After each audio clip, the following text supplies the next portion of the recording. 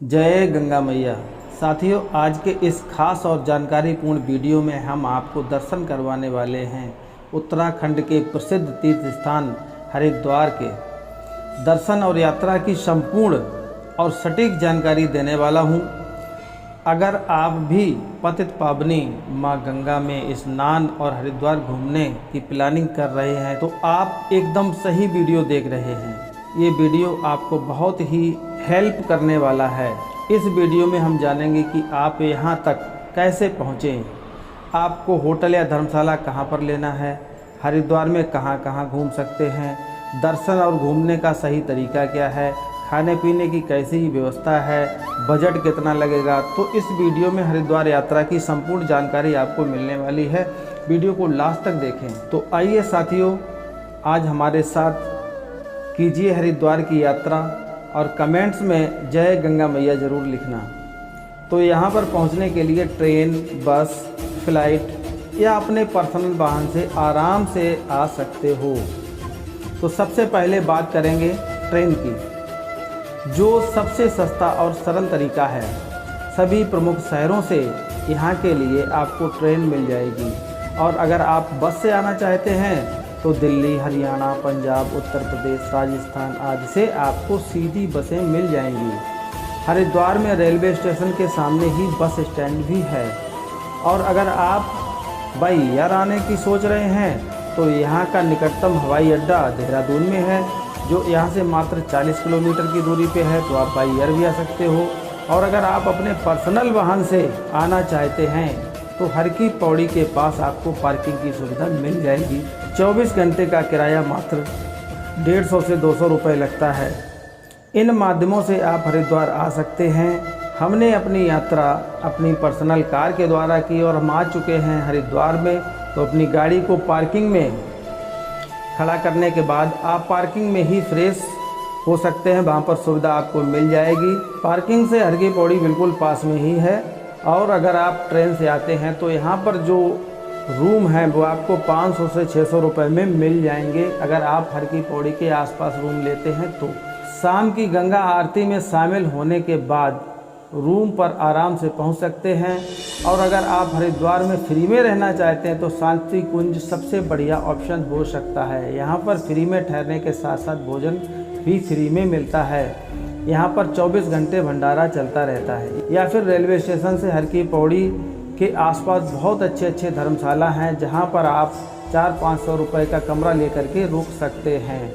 तो रुकने के बारे में सभी ऑप्शन आपको बता दिए हैं। आप अपने बजट के हिसाब से मैनेज कर सकते हैं। तो साथियों, जैसा कि हमने आपको बताया कि हम यहाँ पर परिवार के साथ पर्सनल वाहन से आए। सुबह 5 बजे गंगा स्नान करने के बाद गंगा मैया की आरती में सम्मिलित हुए। ऐसी मानता है कि हर की पौड़ी पर स्नान करने से जन्म जन्मों के पाप कट जाते हैं। और बहुत ही सुंदर घाट यहाँ के हैं, बहुत ही सुंदर नज़ारा है। घंटाघर भी आपको देखने को मिलेगा। इसलिए हम लोगों ने भी यहीं पर स्नान किया और प्रसिद्ध गंगा माता का जो मंदिर है वहाँ पर दर्शन, पूजन अर्चन भी किया। यहाँ पर वैसे तो बहुत से घाट हैं, पर हर की पौड़ी की ज़्यादा मानता है। सुबह 8 बजे का समय हो चुका है। हम लोग पैदल ही मनसा माता की तरफ चल पड़े। हर की पौड़ी से मात्र 100-200 मीटर की दूरी पर मनसा माता को जाने वाला रास्ता आपको मिल जाएगा। रास्ते बड़े ही खूबसूरत हैं, रोमांचित कर रहे हैं। यहाँ पर 2 तरीके हैं। अगर आप सीढ़ियाँ चढ़ सकते हैं तो पैदल मार्ग से जाएं, अन्यथा आगे रोपवे भी है, जहां से आप रोपवे का आनंद भी उठा सकते हैं। मनसा माता मंदिर तक आने जाने का टिकट मात्र 129 रुपये का है एक व्यक्ति का। और अगर आप चंडी मंदिर का भी टिकट साथ में ही लेते हैं तो 349 रुपये में दोनों जगह का टिकट आपको कंबाइंड में मिल जाएगा। हमें तो यहाँ पर कोई भी वेटिंग नहीं करनी पड़ी। हो सकता है कि भीड़ हो तो आपको 1-2 घंटे की वेटिंग करनी पड़ सकती है। तो आइए थोड़ा सा रोपवे पर जाने का नज़ारा आपको दिखाते हैं। यहाँ से हरिद्वार कैसा दिखता है।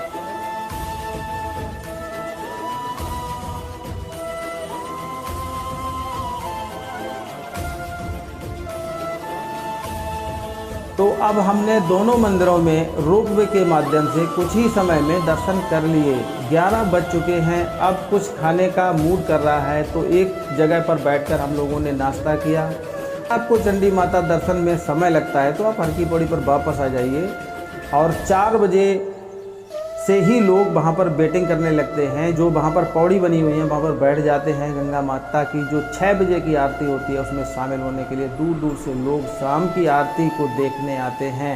आपको बहुत ही अच्छा लगेगा।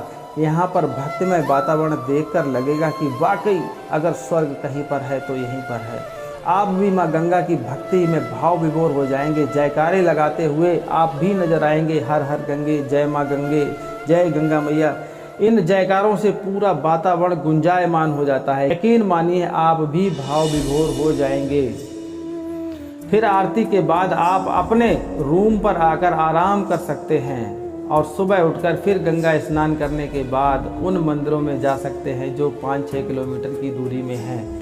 आपको बढ़िया तरीका बताता हूँ, आप एक ऑटो बुक कर लें। 500-600 रुपये में आपको ऑटो मिल जाएगा और 5-6 मंदिर आपको 5-6 घंटे में दर्शन करवा देगा और बाद में आपको आपके रूम पर ड्रॉप कर देगा।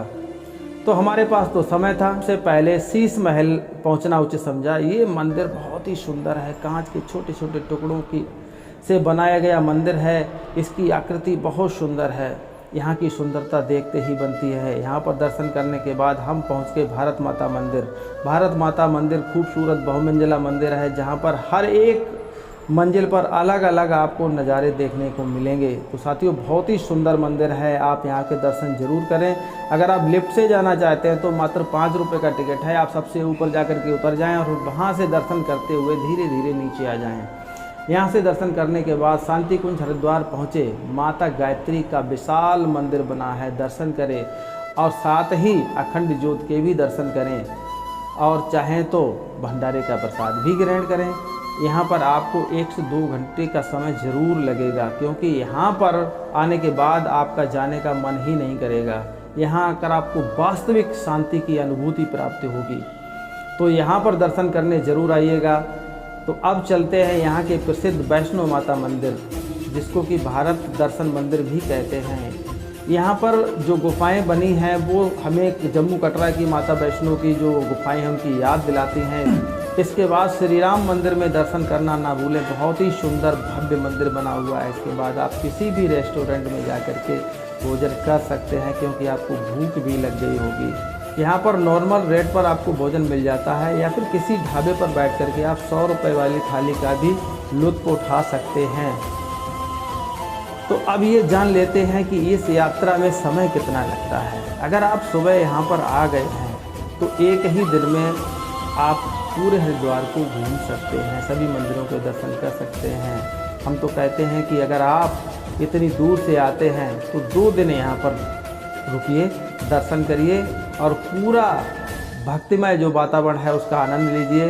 और गंगा माता की जो दोनों समय पर होने वाली आरती है उसमें आप शामिल ज़रूर हों। उसके बाद शाम को ट्रेन पकड़ करके अपने घर को जा सकते हैं। तो अब बात करते हैं बजट की। तो इस पावन यात्रा में आपका खर्च कितना होगा। अगर आप 2 से 3 लोग साथ में आते हैं तो आपको यात्रा का खर्चा काफ़ी कम पड़ जाता है। इसमें आपके कमरे का, ऑटो का किराया डिवाइड हो जाता है। तो मान के चलिए खा पी कर लगभग 2500 से 3000 के बजट में आप हरिद्वार की पावन यात्रा कर सकते हैं। इसमें आपका ट्रेन टिकट, रोपवे टिकट, धर्मशाला, ऑटो, खाने का सब कुछ शामिल है। अगर आप लग्जरी तरीके से यात्रा करना चाहते हैं तो आपका बजट अधिक लगेगा। यहाँ पर हमने सभी प्रश्न हल करने की कोशिश करी है। अगर कुछ छूट गया है तो कमेंट्स करके ज़रूर बताइएगा। आपको ये वीडियो कैसा लगा। अगर अच्छा लगा है तो एक लाइक ज़रूर करिएगा और आप किस शहर से हैं एक बार कमेंट्स ज़रूर करके बताइएगा और अपने तमाम उन मित्रों को शेयर करिएगा जो हरिद्वार की यात्रा करना चाहते हैं। अभी तक आपने अपने इस प्रमोद फर्रुखाबादी चैनल को सब्सक्राइब नहीं किया है तो प्लीज़ एक बार चैनल को सब्सक्राइब कर लें और एक बार ज़ोर से बोलें जय गंगा मैया।